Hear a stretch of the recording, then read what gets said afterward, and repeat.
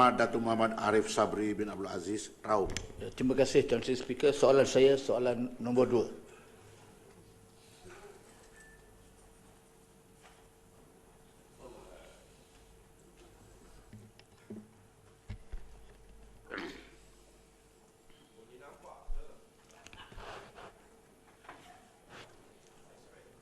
Bismillahirrahmanirrahim. Assalamualaikum warahmatullahi taala wabarakatuh. Salam sejahtera. Terima kasih Datuk Yang Dipertua dan terima kasih kepada Yang Berhormat Raub. Ya. Sebagai menjawab soalan daripada Yang Berhormat, jumlah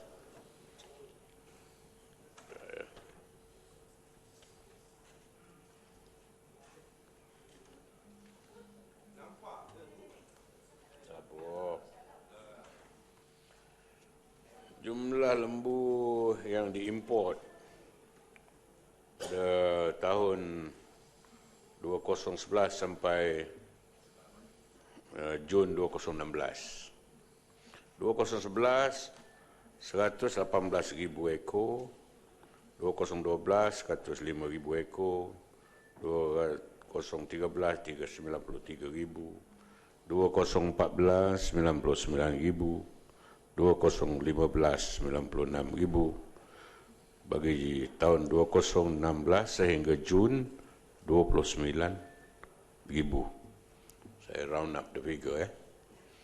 Kemudian import daging sejuk beku, chill and frozen meat. 2011 daging lembu dan kerbau together jumlah 118,000 metrik tan. 2012 123,000 metrik tan. 2013 137,000 metrik tan. 2014 146,000. 2015 161,000. Bagi tahun ini hingga Jun 80,000. Itu jumlah import sebagaimana yang ditanyakan oleh Yang Berhormat Raub.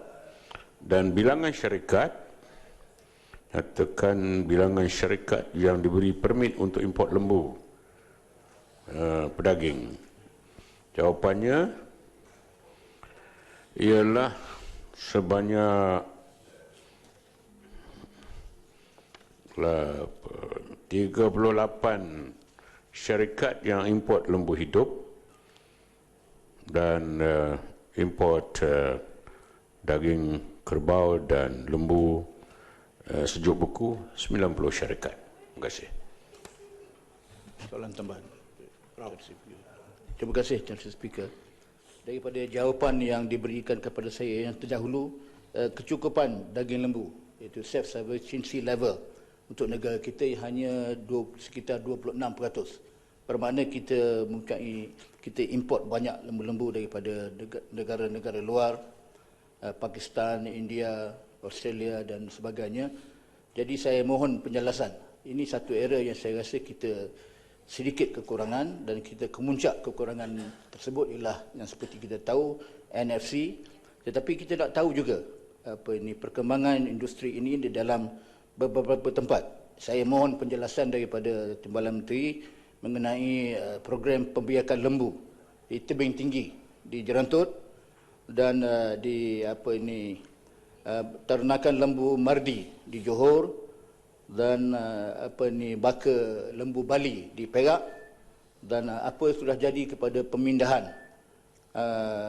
benih baka lembu Brahmin daripada Amerika, dan bagaimana status import lembu daripada negara Inner Mongolia.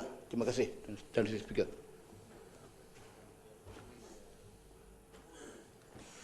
Terima kasih Muhammad. Terima kasih Datuk Yang Dipertua. Betul sebagaimana kata Yang Berhormat, kita menghadapi masalah kekurangan bekalan daging lembu dan kerbau dalam negara lebih kurang 70%. Ya. Tapi kita terus berusaha dan setakat ini telah turun pergantungan kita kepada import luar sebanyak 65%. Ya. Dan bagi menjawab soalan yang begitu banyak tadi, 4 ke 5 soalan, saya rasa lebih baik kita bagi jawapan bertulis lah. Terima kasih. Sila, Perdana Tinggi. Terima kasih Tan Sri Speaker. Saya nak tanya Menteri soalan seperti mana Rauf cakap tadi, self-sufficient level kita untuk daging adalah 24.8% tahun 2015, untuk mutton 13.10% dan untuk susu 12.9%. Selebihnya kita import. Jadi menurut National Agro-Food Policy 2011-2020, pertambahan annual tahunan adalah 2.4% dan kita menyangkakan ada kekurangan yang banyak. 7 perkara yang disebut masalah atau cabaran ialah kurang tanah, harga makanan, pemakanan yang mahal, import yang lebih murah, pelibatan sektor swasta yang kurang, disease and prevention control, breeding quality dan akhirnya expertise workforce. Saya nak tanya simple aja. Adakah kita kerajaan bercadang untuk take stock semua pengusaha-pengusaha lembu yang berjaya di dalam negara, contoh Holstein di Johor, kita ambil dan kita besarkan mereka melalui pelibatan direct indirect kerajaan. Dengan cara itu kita dapat menambahkan kapasiti dalam angka yang agak segera. Selain itu kita buat pembangunan baru macam NFC. Sebab itu yang dah ada tu kita besarkan melalui empowerment directly from kerajaan. Ada kerajaan bercadang untuk buat macam itu. Terima kasih.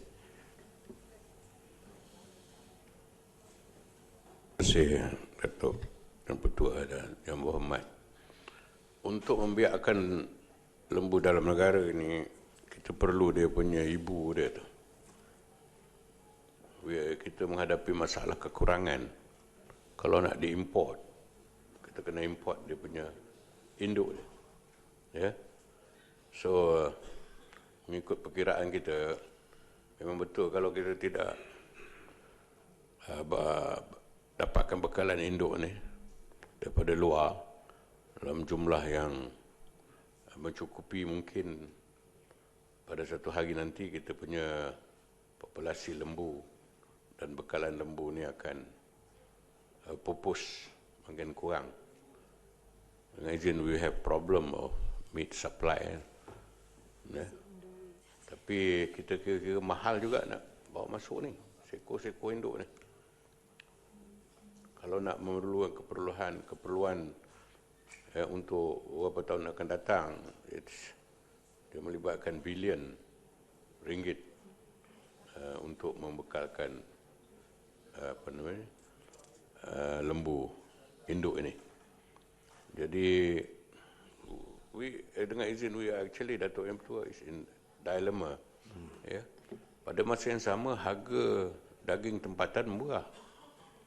Bila murah bandingkan dengan ini kos pengeluaran. Jadi ramai penternak dia tak minat lah nak menternak lembu ni. It's not economics. You understand? If you are penternak, kalau jual barang rendah, rugi, nak menternak ke? Daging, saya kata, dia punya harga dengan kos dia tu tak berbaloi orang nak mengusahakan. You understand? Itu belajar sikit economics and business studies. Kalau belajar law, you tak tahu benda ni semua. Terima kasih. Tan Sri, saya sambung sikit saja.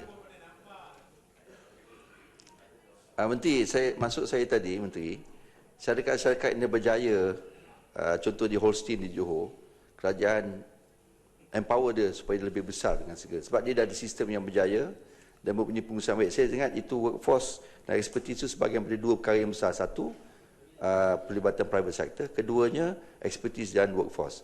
Kalau dua ni kita buat cara syarikat-syarikat yang dah berjaya, kita besarkan.